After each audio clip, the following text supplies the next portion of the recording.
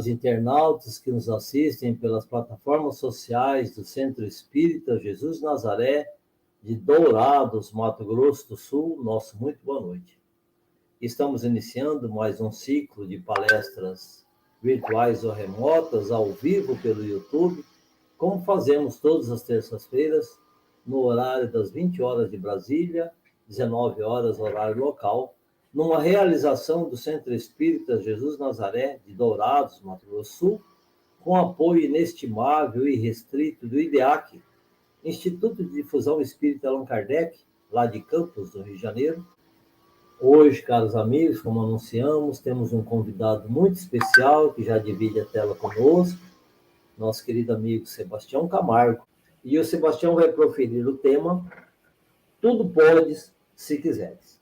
Então, depois do segundo momento, ele responderá as perguntas dos internautas.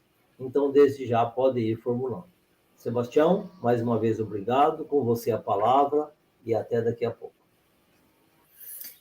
Uma gratidão imensa estar com vocês mais uma vez, com os corações, digo corações porque meu e vossos, e mesmo que se fosse só, somos sempre a soma de muitos.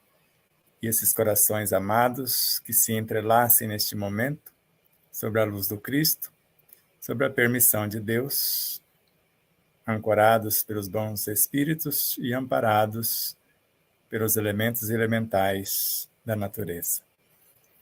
Queridos amigos, queridos irmãos, pretendemos fazer uma exposição bastante simples para ficar mais ao alcance para um exercício prático mais evidente e mais proveitoso.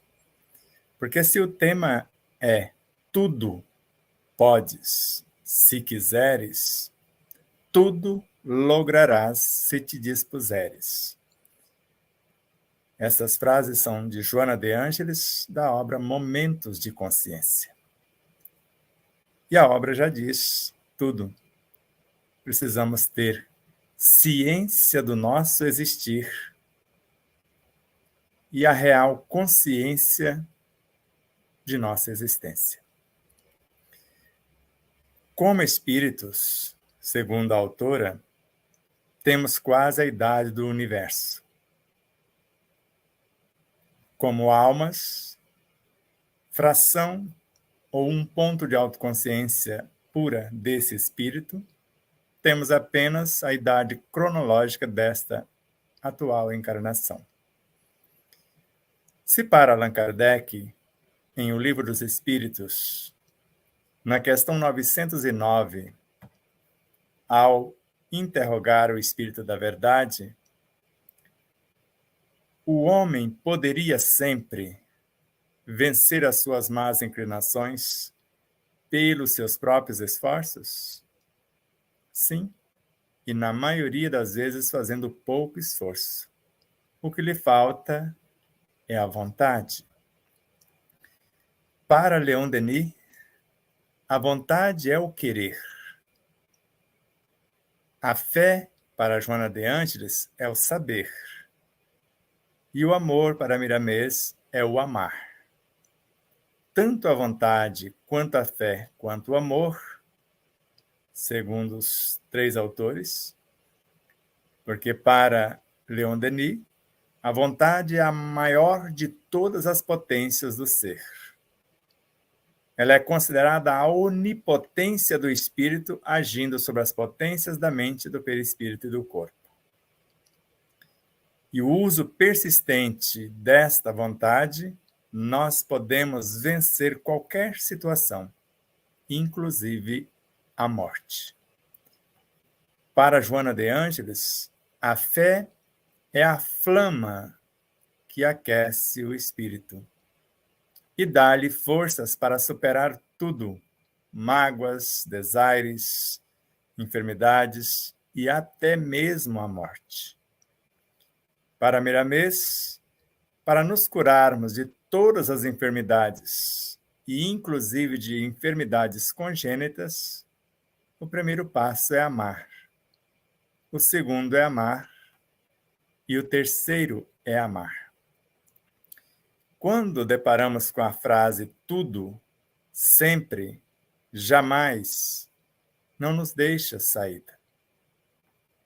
Se tudo é possível àquele que crê e ama, e sempre vence quem tem vontade firme, então veremos o que está ao nosso alcance para colocarmos em ação e fazer acontecer. Conforme André Luiz, em Evolução em Dois Mundos, e mais tarde em Mecanismos da Mediunidade, em Evolução em Dois Mundos, na mente temos uma fonte inesgotável e inestancável de energias a nosso dispor. Em Mecanismo da Mediunidade, queiramos ou não, cada alma possui no próprio pensamento a fonte inesgotável das próprias energias.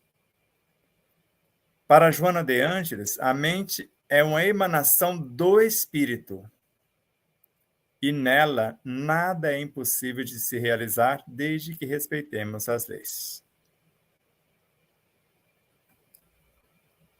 E na mente, conforme André Luiz, há a nossa capacidade criativa em ação, ou a ser colocada em ação, que chamamos de pensamento, que só vai funcionar mediante a nossa capacidade imaginativa, que só terá efeito ou eficiência de acordo com o nosso saber. Por isso, querer, eu quero. E querer é fazer convergir todas as potências, toda a energia para o alvo que nós queremos atingir, para aquilo que nós almejamos conquistar ou governar, conforme Leon Denis. Mas precisamos conhecer as forças e as leis para não ficarmos aprisionados na própria criação, ainda segundo o autor. E, acima de tudo, amar, porque o amor ilumina essas potências, fecunda-lhes as possibilidades e aumenta imensamente as probabilidades da concretização. Então, se eu sou um espírito com quase a idade do universo, e Leon Denis recomenda-nos aprender a abrir, a folhear, a ler o livro oculto em vós, o livro das metamorfoses do ser. Ele vos dirá o que tendes sido e o que sereis. E se observarmos o que já fomos, se hoje nos encontramos animando uma forma humana muito longe da real humanização, porque Jesus, o Cristo de Deus, é o modelo perfeito dessa humanidade ou humanização para o orbe terrestre. Um dia já fomos pré-humanos. E como pré-humanos, éramos guardiões das florestas, por exemplo. Mais a quem fomos animais. Sem essa que animamos o corpo do animal somente. Fomos, depois animamos. Porque um dia fomos vegetais, depois também animamos os vegetais. Um dia fomos minerais e depois animamos este reino. E um dia fomos as moléculas, componentes desse, átomos, componente delas. Porque tudo cresce, tudo evolui desde o átomo primitivo, que não é esse que eu terminei de falar, até o arcanjo, que começou por ser átomo. E conforme a questão 540 da obra O Livro dos Espíritos, tudo cresce e evolui, desde o átomo primitivo até o arcanjo, que começou por ser átomo. Primeiro obedecendo os fenômenos físicos, sendo átomo. mais tarde comandando e dirigindo esses fenômenos físicos, agora animando os átomos. Mais tarde ainda comandará e dirigirá os fenômenos morais. Para nós, conforme o Livro dos Espíritos, na questão 72A, a individualidade moral é a inteligência. E hoje, fracionada por 3, segundo vários autores, em especial Joana de Ângeles, a inteligência intelectiva, emotiva e espiritual. E para comandar a inteligência, somente a consciência o fará. Então, primeiro eu sou o ser moral, depois me torno ser espiritual para comandar o ser moral.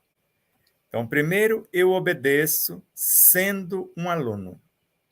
Depois eu me torno professor e agora vou comandar, vou gerenciar, vou instruir outros alunos. Então, primeiro estudamos, e a isso chamamos filosofia, e esse conhecimento, a base da compreensão daquilo que se pretende, é o que chamamos fé, inicialmente raciocinada.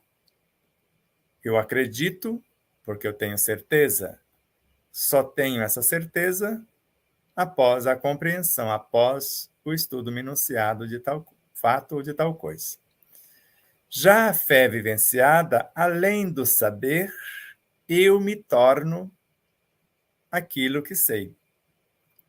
Então, antes eu sei e agora eu sou. Fé vivenciada. Que a síntese estrutural dessa fé chamamos de intuição.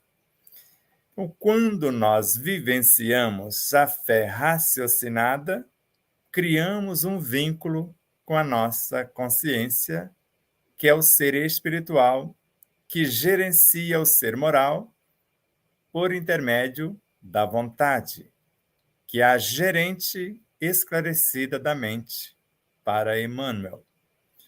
E é esta vontade que, ao abraçar a mente, se transforma em pensamentos, em ideias, palavras, ações, conforme Miramês. E esse pensamento, como a capacidade criativa, ele vai ser gerenciado pela nossa capacidade intelectiva e emotiva, ou também a inteligência espiritual. E o nosso poder imaginativo depende desse conhecimento intelectivo, desse relacionamento, dessa afetividade, que é a inteligência emocional, e dessa ética e moral, que é a inteligência espiritual, do nosso comportamento conforme ou em consonância com as diretrizes do Evangelho. O fazei a outrem o que gostaríamos que nos fosse feito, ou o bem de todos é o eterno princípio. Assim sendo, conforme nós vamos alinhando o nosso saber com o nosso ser, nós vamos criando vínculos com essa consciência profunda, de modo que um pensamento bem arquitetado, segundo Allan Kardec em Obras Póstumas, nos coloca em conexão com todas as nossas vivências, de humanos, pré-humanos, animais, vegetais, minerais. Antes, os reinos atômicos, intraatômicos, subatômicos, infraatômicos, até remontarmos ao átomo primordial, o espírito em origem, que é a matéria-prima do cosmos. Então, a matéria que nós vamos usar é o espírito, num de seus degraus, num de seus estágios, dependendo da nossa habilidade. Da parte filosófica, que nos vai brindar, como resultante, a fé, com a parte científica, que vai nos qualificar com o que nós chamamos de ação.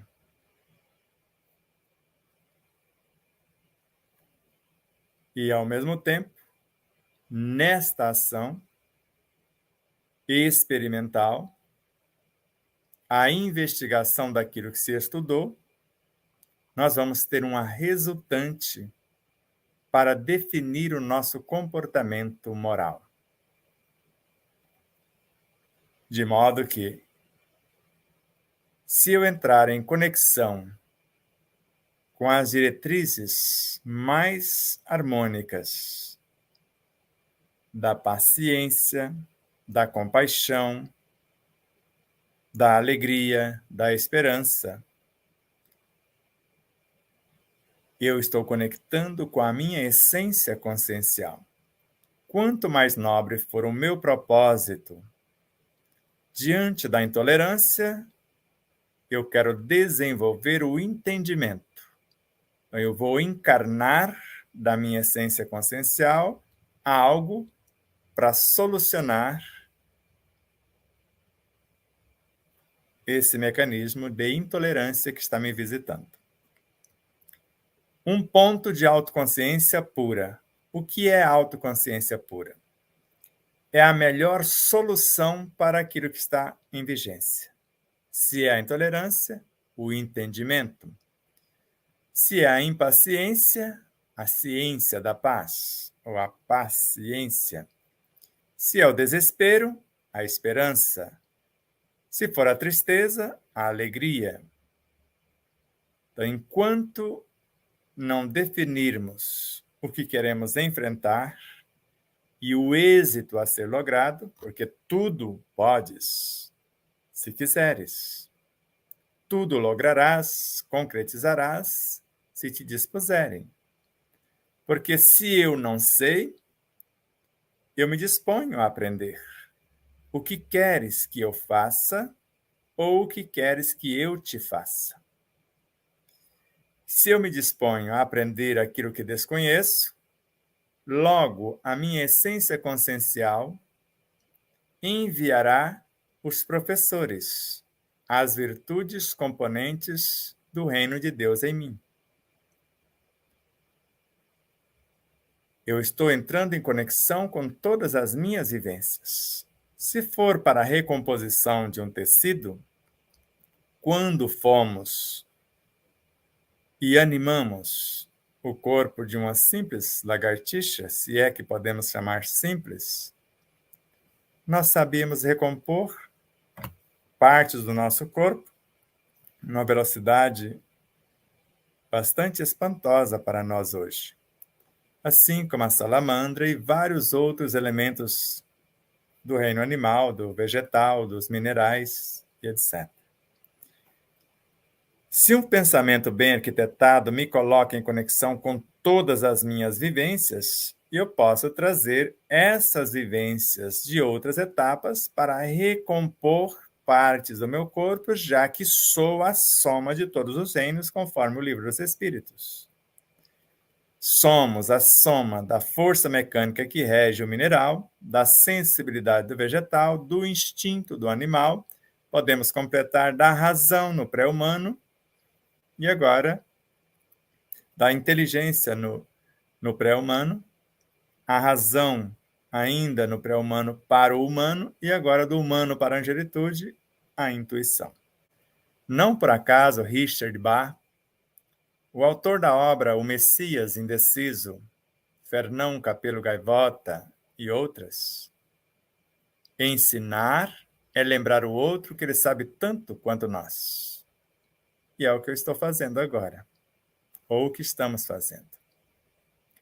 Aprender é recordar o que já sabemos. Fazer é demonstrar que nós sabemos. Então,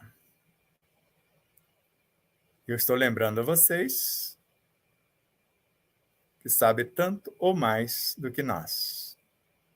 Quer aprender? Ramatiz narra e nós colocamos no capítulo 8 de nossa obra, logo no início, aprendei a apreender vossa essência espiritual. E, em primeiro lugar, pelo pensamento que é a chave de nossa mente e o segredo de nossa evolução.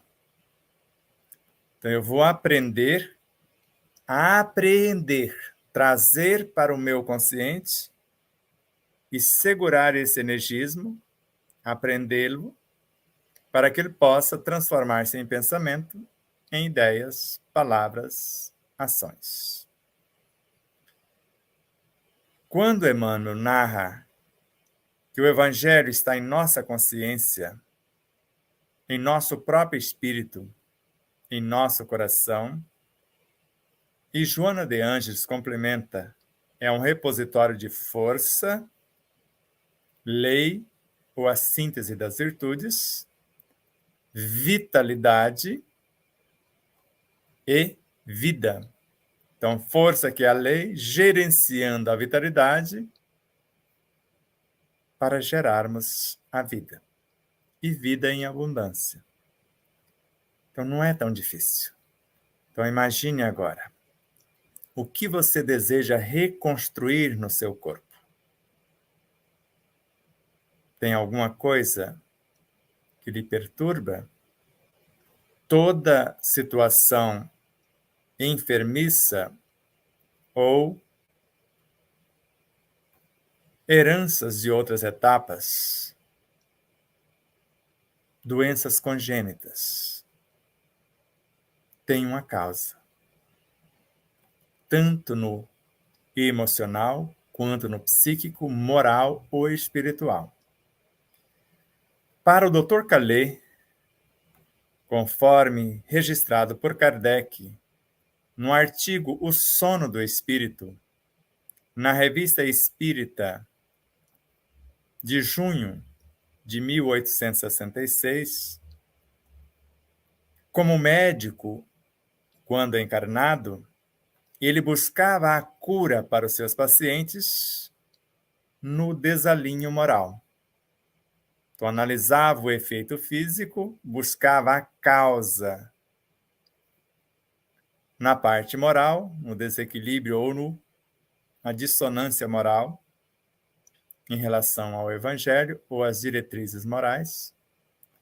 Consertando a causa, desaparecia o efeito. Quando ele desencarna, seguiu curando almas na velocidade do pensamento. De repente, se viu dentro de uma sala conversando com vários médicos, vários acadêmicos na área da medicina.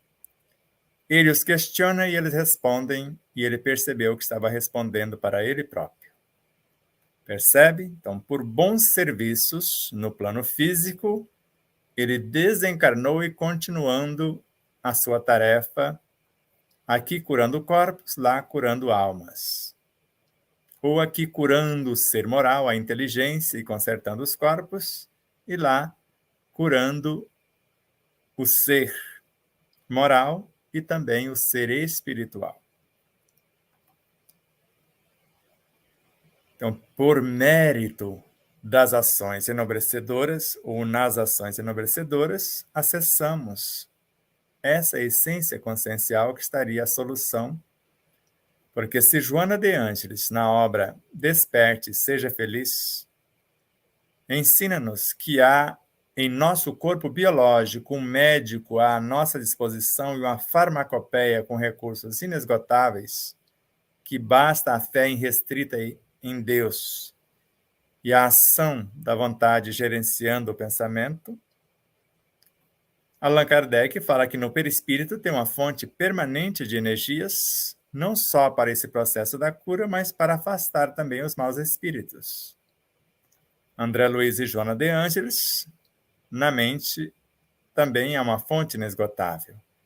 E no espírito, que é o Deus, manifestando por intermédio do Cristo interno,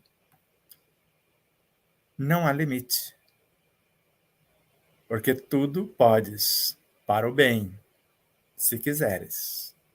Tudo lograrás, sempre para o bem, se te dispuseres.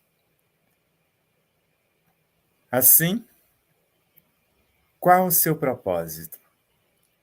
Na medula óssea temos uma fábrica de células-tronco. Se eu mergulhar mentalmente nesta medula e tiver um propósito enobrecedor para a restauração dos tecidos em qualquer parte do meu corpo, tiver um projeto de vida nova, eu posso curar-me. E às vezes de uma forma muito rápida e às vezes instantânea. Porque a cada segundo morre e renasce 600 milhões de células que compõem uma média de 10% da massa física do nosso corpo. Os 90% são construídos ou constituídos de micróbios, vermes, vírus, ultravírus, bactérias, etc., que foram confeccionados, foram criados para sustentar o corpo, nunca foram feitos para adoecê-lo.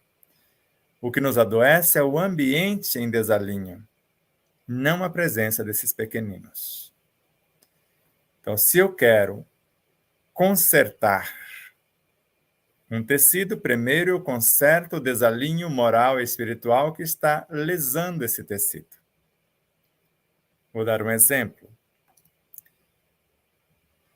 Chega a uma certa idade, eu penso que não sirvo para nada, ou às vezes não quero fazer nada mesmo, eu começo a desenvolver algo que chamamos de fibromialgia. Energia coagulada gera dor, energia parada. Colocada em movimento, a dor desaparece. Se eu insisto, o Alzheimer. Insisto em não querer caminhar, o Parkinson. Autopunição, autoculpa, esclerose múltipla.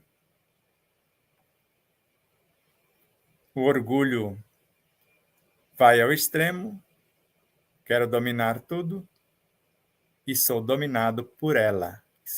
Esclerose lateral amiotrófica. Só para falar de algumas situações. Tenho um AVC, lesa ou houvera lesões em parte da estrutura cerebral. Se eu mergulhar após refazer os meus compromissos morais e espirituais, dialogar terna e amorosamente com a tristeza, com a insatisfação, com a baixa estima e várias outras situações, o desespero, eu o convido a mudar o curso para a esperança, a doce presença do amor. Se eu convidei a doce presença do amor para fazer parte da minha vida, se a doce presença do amor tem algo que gera e nutre, tem algo que organiza e mantém a vida, que é a função do amor. Agora eu preciso criar a ambiência para que ele entre no meu mundo. E a isso chamamos alegria, mas antes estava a tristeza. Então eu convido a tristeza, envolvendo-a em vibrações amorosas, convidando-a a mudar o curso. A alegria, então, vai abrir os espaços psicobiofísicos, morais e espirituais. Eu vou carrear para dentro de mim a doce presença do amor. Se em tudo dou graças, porque tudo concorre para o bem daqueles que amam o Senhor, a gratidão, que é filha da plenitude, que por sua vez é filha da paciência, entra em cena, assim como a perseverança e várias outras, já que o dever é a lei da vida e reflete na prática o exercício de todas as virtudes. Se me falta recursos Inicialmente, eu tenho ar, que é um medianeiro de qualidades indescritíveis, e uma boa respiração, eu já consigo pacificar emoções, ansiedades, inseguranças, e etc. E além de carrear para o meu universo uma infinidade de essências doadas pela natureza. Além disso, eu tenho à minha disposição a água. Mais de 2/3 do meu universo biológico é água. Se eu souber mastigar a água e mentalizando assim, como respirar e mentalizando o que pretendo, eu já vou revitalizando, recompondo tecidos por esses dois processos. Pela alimentação, pelas músicas, pela oração, pela meditação e vários outros. Pela energia Kundalini, a divina dos reinos mineral, vegetal, animal, transformada em meu universo em forças criadoras, em bioenergia. E eu posso levar essa bioenergia para alimentar inicialmente as células-tronco, fabricá-las num número maior, migrar da estrutura de nossa bacia, dos fêmures, e mentalmente conduzi-las ao local lesado. E mentalizando os movimentos, a resistência, a agilidade, fortalecimento, eu vou dando as diretrizes para articulações, para a estrutura óssea, muscular, eu é que vou dar o tom. O que eu fiz antes levou a adoecer esta área do corpo. E o que eu farei agora vai curá-la. As minhas ações. A célula-tronco sabe fazer qualquer tecido porque ela obedece às leis locais ou dos locais que vamos direcioná-las. Aprenda que oração é força e ação é serviço. Conforme Emmanuel. Que oração é uma coraça de luz que nos defende por dentro e nos imuniza por fora, conforme Amélia Rodrigues. É o mais perfeito mecanismo no processo da autocura, Joana de Ângeles, e também de nossa plenificação, segundo a autora. A oração coloca o evangelho em ação, em movimento, e ele estava em nossa consciência, para transformar esta força, essa vitalidade em vida, a vida que eu quero reconstruir. Ou trazê-lo, porque ele está na água, está no ar, está nos peixes, está em toda parte. Porque tudo que existe é filho do Evangelho, filho do amor, que é sinônimo. Então, inspirem com suavidade, acredite que é possível. Mas eu preciso querer. É necessário saber e, acima de tudo, fazer. Então, quando eu me proponho fazer um bolo, e eu preciso estudar para compreender como fazer, antes de confeccionar. Depois eu vou para a ação. Depois divido o resultado. Tanto o bolo em si, quanto a experiência. E assim é que crescemos, é assim que nos curamos. Então, primeiro, eu vou fazer o exercício da respiração, do relaxamento, da concentração, meditação, ou visualização, oração. Oração, como eu disse, é força. E a ação da força vai gerar serviço. Visualizar a ação, eu vou minuciando a proposta. Medir a ação, meditar, é medir como que eu vou executar.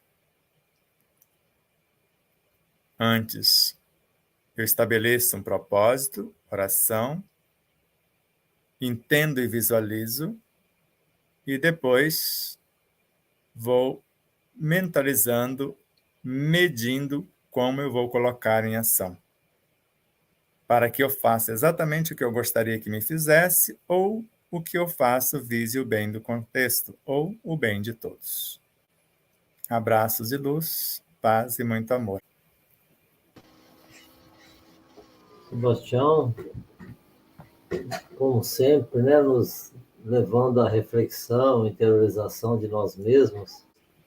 Bom, para nós iniciarmos nosso bate-papo, Sebastião, você falou muito da vontade. E a vontade é esse botão poderoso que aciona tudo que está em nós, né? A pergunta que faríamos a você, Sebastião, para a gente começar nosso diálogo, a vontade por si só é suficientemente forte para sustentar a harmonia do espírito? Como nós colocamos, precisamos pelo menos de 3 coisas. A vontade representa o querer, mas precisamos da fé, que é o saber, e finalizando, o fazer, que é o amor. Então, ela é a gerente da mente, mas quem vai operar na mente é o que nós chamamos de fé, que é o saber, que é o conhecimento, o poder imaginativo e capacidade criativa. E depois, a ação concretizadora, que é o que nós chamamos de amar. Então, ter a vontade de fazer alguma coisa e não saber como fazer e não ter as diretrizes de como executar a ação é praticamente impossível. Por isso que, às vezes, alguns autores espirituais narram: em algumas situações, boa vontade basta. Se você quer obedecer a alguém que já sabe o que fazer e você o auxilia. Mas, às vezes, em situações simples, você quer ajudar a fazer a faxina na casa espírita e não sabe, às vezes, usar nenhum material de limpeza. Quer dizer, boa vontade não resolveu, que você pode pegar água sanitária e jogar na janela de aço e enferrujar toda a ferragem. Então, boa vontade, o estudo e depois a ação.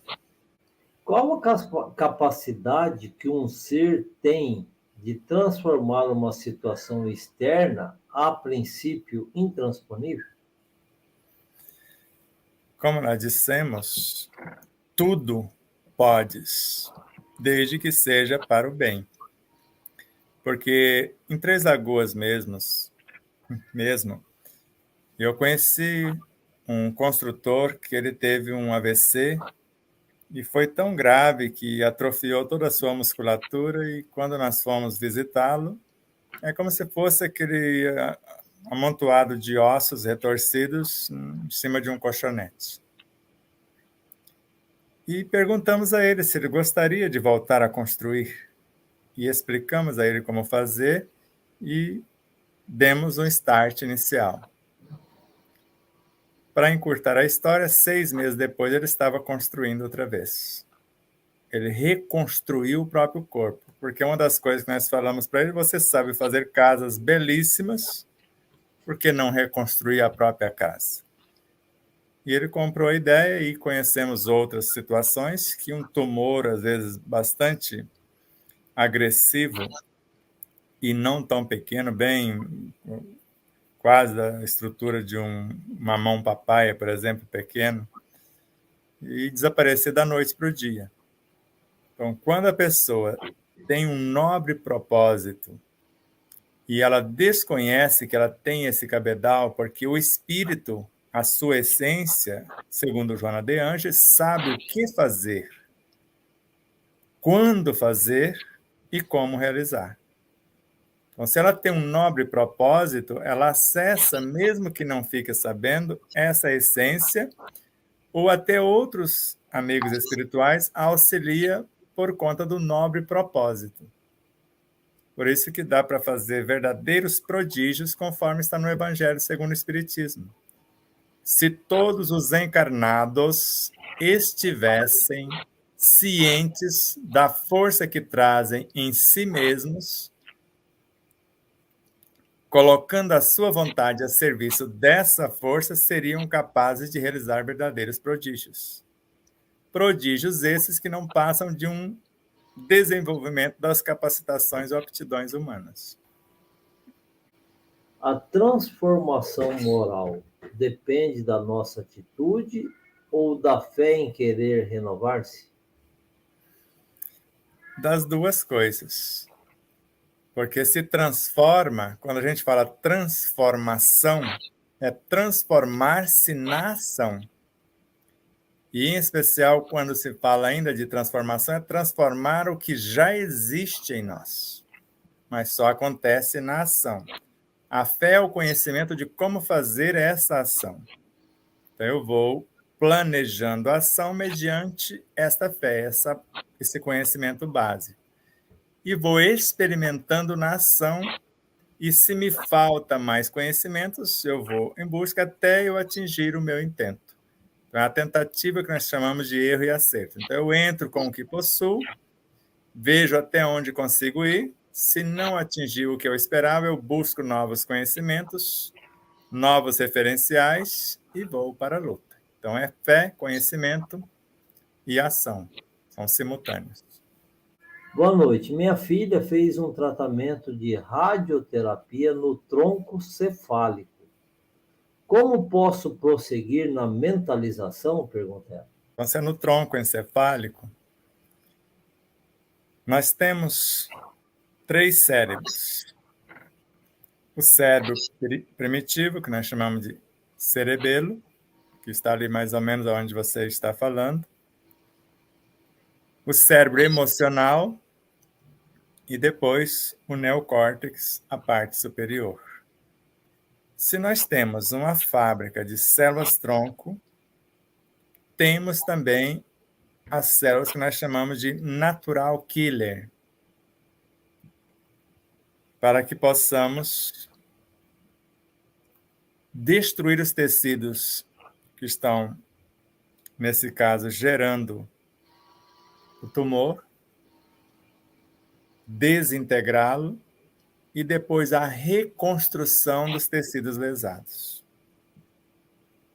Quando estudamos o nosso sistema imunológico e vamos aprofundando, nós vamos chegar a essas células que nós chamamos de natural killer, que é as células matadoras. E, ao mesmo tempo, as células-tronco para a recomposição dos tecidos. Então, a primeira coisa a se mentalizar, Joana de Angeles, nós vamos imaginar ela saudável, nós vamos viajar no tempo, vê-la em perfeito equilíbrio, curada, só que com um novo comportamento, assumindo novas responsabilidades ou desenvolvendo novas atividades que ela pretende concretizar. Somente com um propósito nobre, mais e melhor do que fizera antes de adoecer, é que conseguimos nos curar de fato. Para sarar, para voltar a fazer as mesmas coisas, eu nunca vi alguém conseguir sustentar isso. Pode até sarar por alguns instantes, volta a fazer as mesmas coisas, adoece às vezes de forma mais grave. Então, mergulhar no tronco encefálico, envolvendo todos os órgãos, convidando-os a voltar à normalidade depois que ela perdoar-se, não importa a idade cronológica, e aprender a amar-se, sem esperar que o outro a ame e sem esperar perdão de ninguém. Porque o câncer é curado, ou qualquer tumor, com o auto-perdão. E o que mais teme as células tumorais ou cancerígenas, quer sejam malignos ou benignos, é o amor. O amor na ação. Então, quando a pessoa se ama, isso funciona como a mais potente quimioterapia. É o que Joana narra, que nós temos capacidade de criar células com poder quimioterápico. Então, nós vamos imaginando ao mesmo tempo a parte enferma encolhendo, dissolvendo e, ao mesmo tempo, sendo reintegrada em outras estruturas e obedecendo à harmonia da criação dos novos tecidos. Em tese, nós não queremos expulsar ninguém, nós queremos destruir uma forma e reconfigurá-la, que isso nós chamamos de transformação. Nós estamos transformando um conteúdo em outro, ou transmutando um conteúdo em outro. Então, comece visualizando a saudável e depois você vai mergulhando nas estruturas que nós chamamos de causas. Às vezes falta o amor por si mesmo e a capacidade de perdoar-se. E algo semelhante a isso para que ela se sinta útil, se sinta filha de Deus. E se filho de Deus, Deusinho é a capacidade de curar a si próprio e você, como mãe, que está conectado átomo a átomo, molécula a molécula, desde a parte física, a essência do ser, você pode fazer a sua parte, mas não fazer por ela o que lhe cabe fazer. Sebastião, Sim. aí você falando, a gente viu que a pergunta foi da mãe, né? Uhum. Da pessoa que está com problema, e como é normal, né? A pessoa que está passando por um problema, ainda mais um problema, vamos supor, cancerígeno, outro qualquer, ela não tem o equilíbrio necessário, né? Normalmente ela fica impressionada pelo que ocorre com ela fisicamente. Esse processamento que você nos orientou, a pessoa não teria que estar num clima de harmonia interior para poder chegar nesse nível de se autocurar ou se automedicar? Isso é o que eu pensava no início.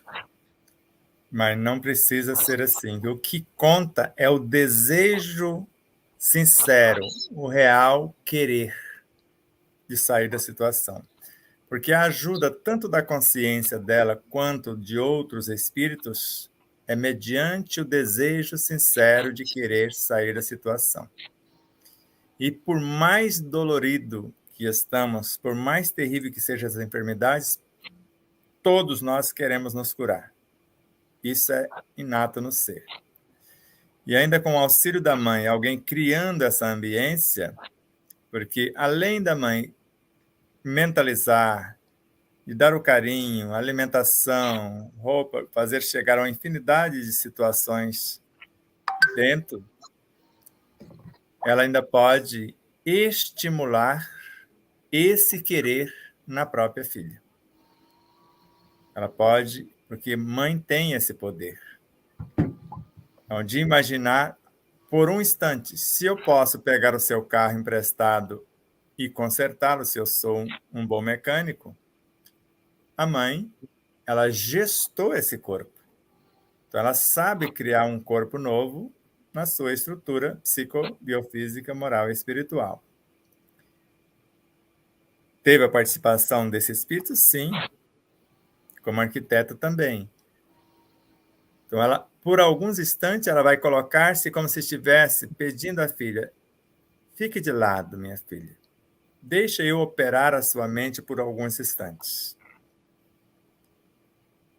Ela assume o comando mental e vai fazendo esta visualização do processo da cura, porque o câncer nasce num ambiente ácido, de mágoas e ressentimentos, de frustrações, de tristezas, desenganos, de dentro para fora, e de uma alimentação indevida, músicas, leituras, aquilo que se vê, ambientes, etc., de fora para dentro. Mudando as duas ambiências, o câncer sara naturalmente e muito rápido. Qual é a função do corpo físico se o espírito divide com ele suas experiências? Vamos repetir. Qual é a função do corpo físico se o espírito divide com ele suas experiências? Ela botou entre parênteses o nome, deve ser essa pessoa que formulou a pergunta. Então, o espírito divide a experiência com o corpo, podemos dizer, em tese, a mente é uma emanação do espírito, o perispírito é uma emanação da mente, e o corpo físico é uma emanação do perispírito. Joana de Ângeles, não tem como dissociar o corpo do espírito. O espírito é a causa e o corpo é o efeito, vendo por esse ângulo o dizer de Joana de Ângeles. Então, a consciência, o espírito está em cada partícula do corpo. Então, eles aprendem juntos. Ele aprende novas experiências e o corpo assimila essas experiências. Porque quando um professor ensina ao aluno, o mínimo que o aluno que vai acontecer com o aluno, ele ficar impregnado daquele conteúdo emanado da mente, da consciência do professor. Então, quando o espírito mergulha o seu psiquismo da mente à última célula orgânica, a tentativa é transformar tudo que existe no corpo físico em sentimentos. É Joana de Ângeles. A começar pelos instintos e depois levando esse energismo até integrá-lo na sua própria consciência como virtudes. Começando a entender a autocura, pelo que você explicou, né? Sobre as células tronco na medula óssea, a fonte física, ele pergunta. Aí ele complementa, não sei se é outra pergunta. Alimentação, músicas, ar, água é uma fonte externa. Depende de tudo? Você entendeu, senhor? Entendi. Isso é um conjunto, né? Nós vamos trazer energias de todos os setores. Porque a própria célula-tronco, ela se nutre do que trazemos de fora. Das músicas que ouço, das leituras, do que respiro, do que me alimento. Eu vou trazer o de fora para dentro para potencializá-la e depois conduzi-la para o setor que eu desejo a sua ação. Então, é um conjunto de tudo. Quanto mais elementos correlacionados para auxiliar uns aos outros, mais rápido acontece a cura. Por isso que o Dr. Jonas Moura, ele fala que nós precisamos de 3 coisas para manter a saúde do corpo: a alimentação, a respiração e o equilíbrio imunológico. Agora, se eu não sei respirar, eu desequilibro a parte imunológica. E se eu não sei alimentar, eu posso desequilibrar os dois. Então, é tudo em perfeito equilíbrio. É o saber respirar, depois a alegria de viver, gratidão pela vida, esperança de melhoras, ou a suplementação. Nós podemos equilibrar com a vitamina D e os elementos correlacionados, que ele sabe muito bem fazer isso, e equilibrar o sistema imune. E depois uma alimentação saudável.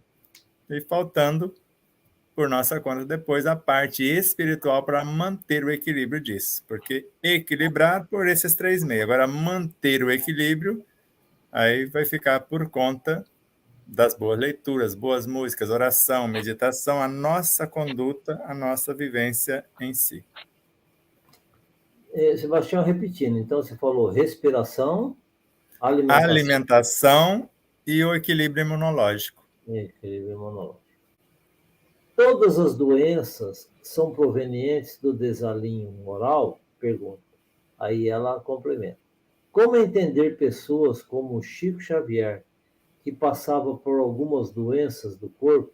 Segundo ele, porque veio a informação por ele, por intermédio de André Luiz, Emmanuel, todas as doenças físicas têm um componente espiritual. Agora, vamos colocar aí entre aspas. Quando a gente perguntava para o Chico, porque isso foram várias pessoas que perguntaram, e aí, Chico, como estás? Eu estou muito bem. Meu corpo é que não está lá grande coisa. Porque quantas pessoas queriam visitar o Chico, que queriam tirar algo dele para aliviar a sua dor. E o Chico, assim como foi o meu avô, minha avó, minha sogra, meu sogro, meus pais e até nós. O benzedor tem mania de pegar a enfermidade do outro e passar para o seu corpo, como Divaldo Franco, abraçando um afrodescendente, um dos países que ele visitou, não lembro o país agora, e Joana pediu para passar o câncer para o corpo dele para curar o moço, porque ela precisava dele para dar continuidade na obra naquele país. Então, o Chico fazia isso o tempo todo. Então, quantas pessoas levavam a sua problemática, ele tentava usar o corpo como laboratório para metabolizar aquilo O ideal seria metabolizar e devolver para a pessoa, mas raramente as pessoas mudam a ponto de receber de volta. Eu falo porque nós fomos ajudar uma pessoa na sua tireoide, paratireoide, que estava desequilibrada. A nossa foi para 44, depois reduzimos com um diálogo amoroso para 27, para 21, 18, 12, a coisa empacou de uma certa forma e até o Dr. Jonas sugeriu um hormônio natural. Aí equilibrou, ficou 1,5. Falei, mas eu não quero isso aí, porque eu vou ficar dependente. E aí nós esforçamos mais um pouquinho e agora já está equilibrado. Só que a pessoa até hoje não equilibrou a dela. Eu tive que ficar com o patrimônio dela. Porque quando você pega o que é do outro, ele não muda para você devolver, o patrimônio é seu, já que se ele voltar para lá, ele vai jogar fora outra vez. Adquirir um patrimônio, né? Ô, Sebastião, fugindo um pouco do que está sendo discutido, nós sabemos que a emancipação é um estado da alma, né? Sim. É possível alguém desdobrar-se voluntariamente por sua vontade própria? Você está perguntando para um que faz isso quase 24 horas por dia. Depende do objetivo que você quer. A gente pode...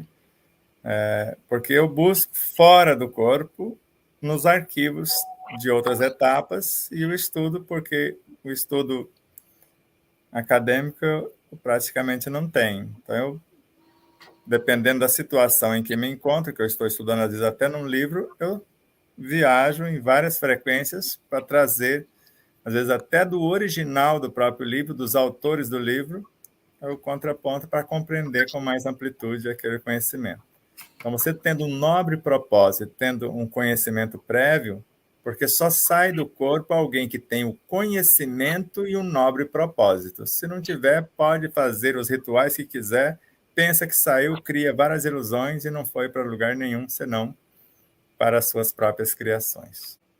É possível, através da fé, aí ele especifica, presciência, certeza do que faz, conseguir a cura sem a mudança moral deste mesmo ser? Dependendo do conhecimento da pessoa e, às vezes, o que ela pretende naquele instante.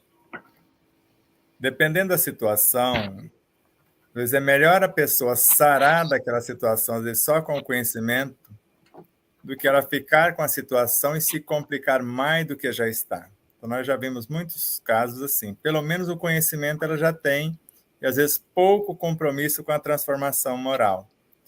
Mas às vezes é uma pessoa que já produz muita coisa, e por mais que ela não transforme moralmente como gostaríamos, ela já tem vários valores, além de trabalhar, não ser um peso para ninguém.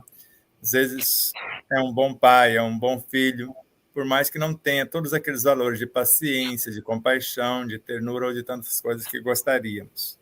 Então é saber enxergar naquela pessoa, por mais complexa que seja a situação, alguma coisa de nobre, e porque Deus permitiria, após ela buscar pelo menos o conhecimento, que muitos não querem nem buscar esse conhecimento, que é o que nós chamamos da fé. Então, pelo menos ela já fez uma parte. Então, ela precisa ter um estímulo, um mérito, um estímulo para ela continuar insistindo na sua própria mudança. Se hoje, com o conhecimento, ela já consegue alguma coisa, amanhã ela vai arriscar um tanto mais para colocar esse conhecimento em prática com maior evidência. Sebastião, te fazer uma pergunta agora. Eu não sei se ela está fora, se tem lógica. É que surgiu uma pergunta, um caso concreto de uma pessoa, dias atrás para mim, e agora, estando à sua frente, me veio a calhar essa pergunta. A pessoa, ela é simpatizante da doutrina espírita, mas não frequenta, né, com regularidade, por conta do trabalho que ela exerce. Ela tem comprovadamente mediunidade de evidência e uma percepção muito forte das coisas ao seu redor. E aquilo a incomodava muito. Aí ela esteve, tempos atrás, que numa casa espírita, perguntando se havia alguma possibilidade de algum atendimento para que ela não tivesse essa mediunidade aflorada, para ela não sentir mais isso que ela sentia, né? Aí, segundo ela, foi feito um trabalho de desobsessão para que isso não ocorresse mais. Isso é possível, Sebastião? Eu gostaria que não fosse possível, mas é possível sim alguém enterrar o seu talento, porque isso é bíblico. Então veja, a pessoa tem a possibilidade de avançar mais seriamente que a mediunidade, que é um instrumento de trabalho. Ela quer enterrar o talento, não quer, se nega a usar, ela só vai adiar e criar um sofrimento maior para o futuro. Porque mediunidade não é um prêmio de Deus, nem um castigo. É uma aptidão que nós, cada espírito, desenvolveu através dos milênios. A sensibilidade auditiva, visual, a psicofonia, a psicografia, seja lá qual mediunidade que for. Então, é um mérito do espírito que já trabalhou. Agora, precisa, às vezes, de direção. E para dar a direção, Kardec sugere duas coisas. Talvez isso que ela não queira, que é o conhecimento dela própria e conhecimento de outras coisas que ela quer desenvolver, e a correção moral.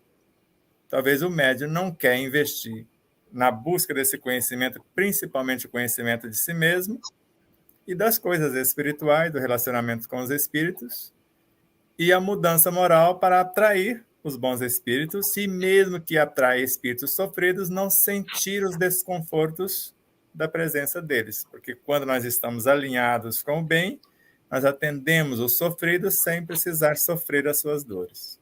Então, na verdade, houve um trabalho mediúnico, desobsessivo, apenas para adormecimento dessa sensibilidade, né, Sebastião? Porque como, por ser uma conquista do espírito, não tem como retirar e suprimir, né?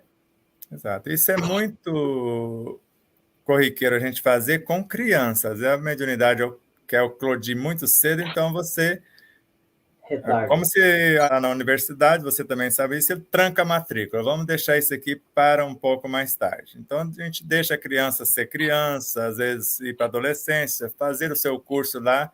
Bom, agora já está pronto, tem um tempo aqui para dedicar à espiritualidade, então agora vou destrancar a matrícula e você vai continuar o seu estudo. Agora, não dá para você adiar a vida toda. No caso dela, vai adiar-se por um tempo. Mediunidade é tudo que fazemos.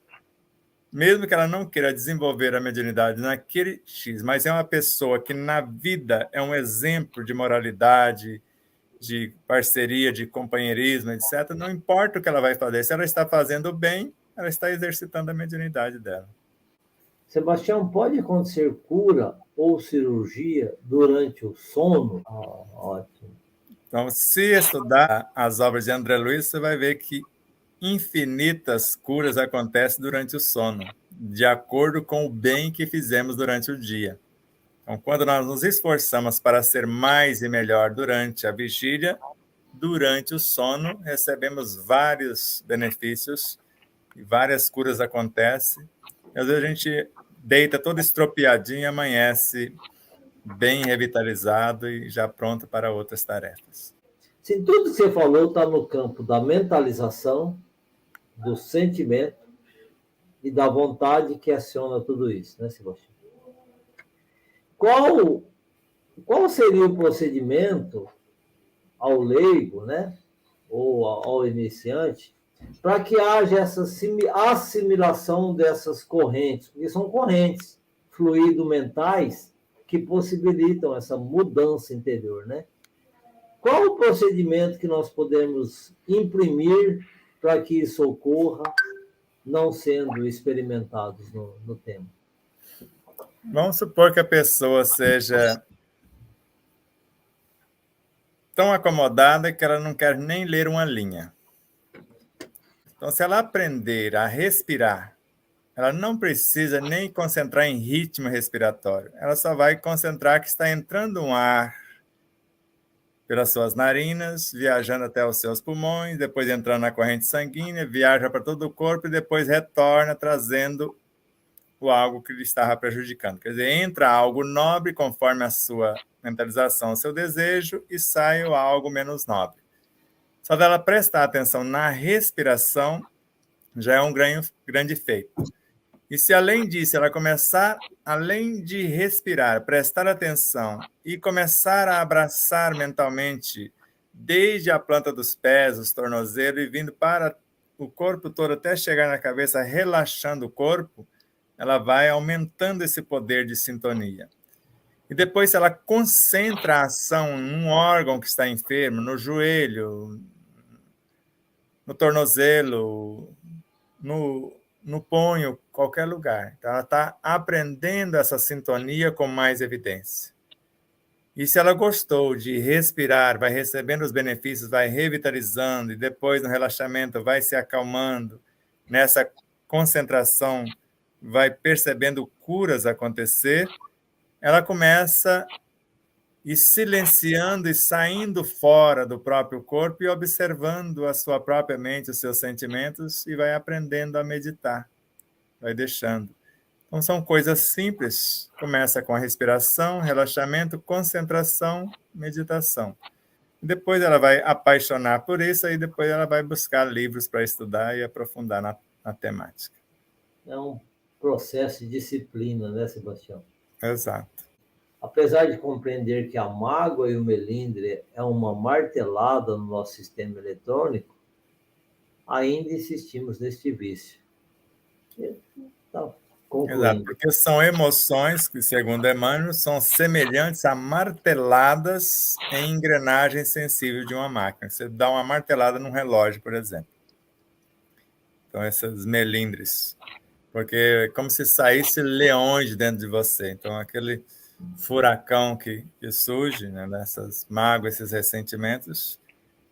Então, o ideal é, pela respiração, a gente começa a mudar isso. É Yogananda que nos ensina a pacificar essas emoções mais violentas com a respiração, com esse relaxamento, com essa receitinha que acabamos de dar. Entendi. Retirá-las em vez de retê-las, né?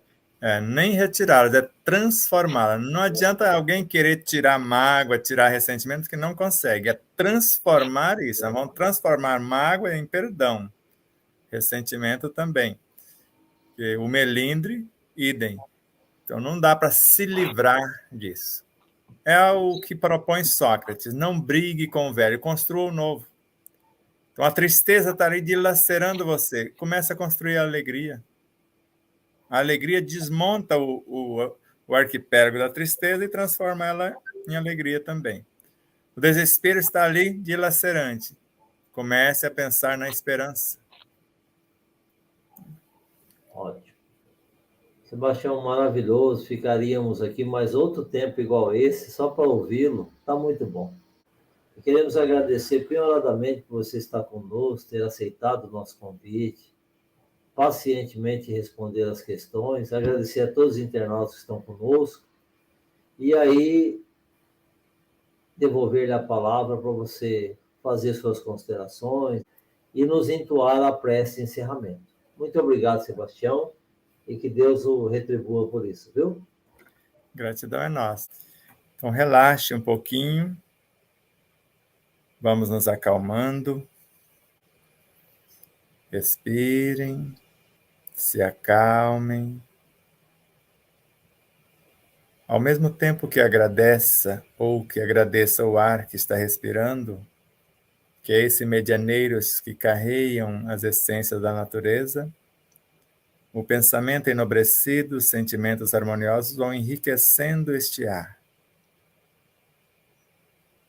e revitalizando tanto o corpo, ou a partir de sensores sutilíssimos na intimidade das narinas, essas energias sublimes já começam a viajar para o psíquico, emocional, moral e até espiritual, nos pacificando como um todo. E ao mesmo tempo que respiras, vai concentrando ou tocando mentalmente, como se estivesse tocando com as mãos na planta dos pés, agradecendo esta base estrutural que sustenta o nosso corpo. Tem 26 ossículos que compõem cada um de nossos pés, da ponta dos dedos até o tornozelo, numa sincronia perfeita para dar-nos a flexibilidade do movimento para caminharmos. Então agradeça-os, depois abrace mentalmente, tocando mentalmente como se estivesse tocando com as mãos, tornozelos, as pernas, joelhos. Agradeça tanto as pernas quanto os joelhos, a flexibilidade, as coxas, a estrutura que encaixa na bacia, os fêmures, a própria bacia, o baixo ventre. Depois, todo o abdômen, todos os órgãos anexos, vai envolvendo todos em vibrações amorosas de gratidão.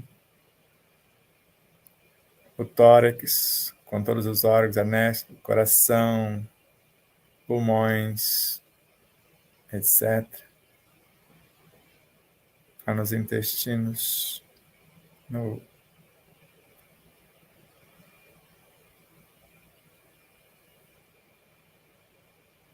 os ombros, braços, antebraços, mãos, pescoço, envolve toda a caixa craniana, os ouvidos, olhos. Se abrace como um todo. Agora concentre-se numa vibração amorosa, envolvendo todo o seu ser, do físico ao âmago de sua essência, ou vai viajando do físico para o mundo psíquico-emocional, mental, que compõe o nosso universo perispiritual. Depois, num processo de silêncio para o mundo e observação da sua essência, viaja para o reino de Deus em si e veja-se imerso na paz, no equilíbrio, alegria, esperança, acariciado pela própria vontade, pelos pensamentos, pela inteligência abstrata, emocional abstrato, campo intuitivo. Sinta-se o Deus em miniatura que és. E diga a si próprio, a si própria, tudo está em paz. Deus é a suprema sabedoria, a inegável onipresença e a insuperável onipotência. Tudo posso naquele que me fortalece. Abraços de luz, paz e muito amor a todos.